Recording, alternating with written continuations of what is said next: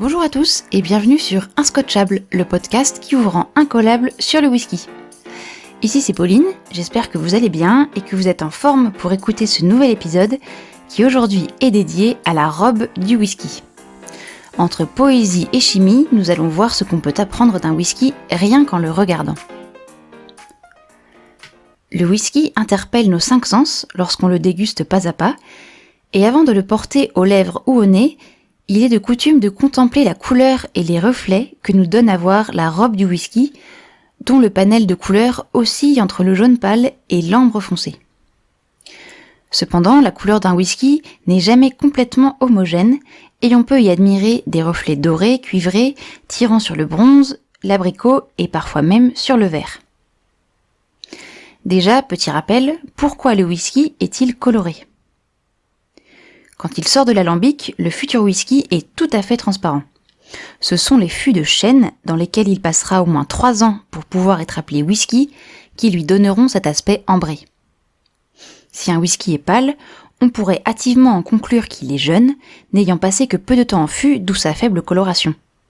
Mais attention, même si cette explication peut s'avérer vraie dans certains cas, il se peut que le whisky clairet que vous avez en main ait vieilli dans un fût de seconde maturation, c'est-à-dire qu'il a déjà été utilisé auparavant pour vieillir d'autres whiskies, et donc son bois a moins de pigments à transmettre à celui-là. Retenez bien que l'habit ne fait pas le moine, et donc dire plus un whisky est vieux, plus il est foncé, n'est absolument pas une règle universelle.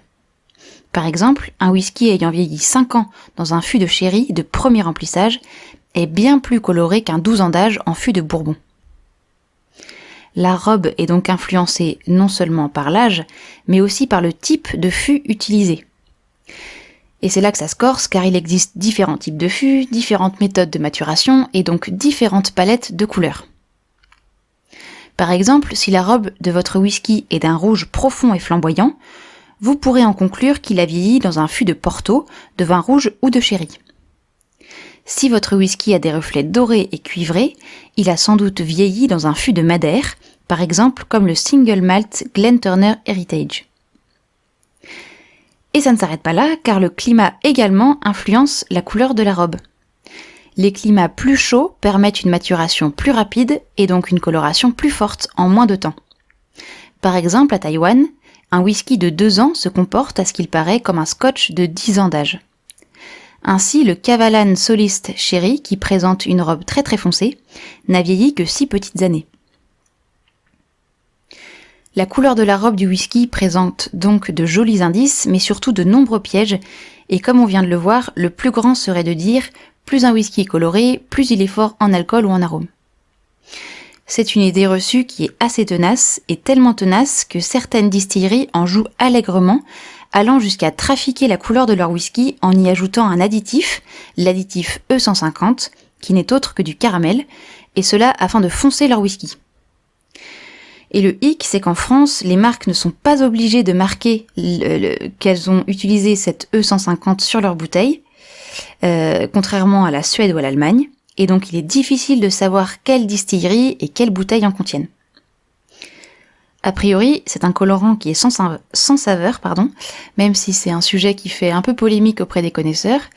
Et donc cette E150 permet d'uniformiser les colorations pour une même référence de whisky année après année. Alors, dans les distilleries qui l'utilisent, on peut citer Lagavulin, Talisker ou encore Dalmore. Sachez en tout cas que presque tous les blends et que beaucoup de single malt d'entrée et de milieu de gamme en utilisent. Une fois que vous aurez admiré la robe du whisky, vous pourrez admirer ses jambes, qui sont les larmes qui coulent sur la paroi du verre une fois que vous l'avez fait tourner sur lui-même. Plus les jambes sont lentes à glisser le long du verre, plus le degré en alcool est élevé.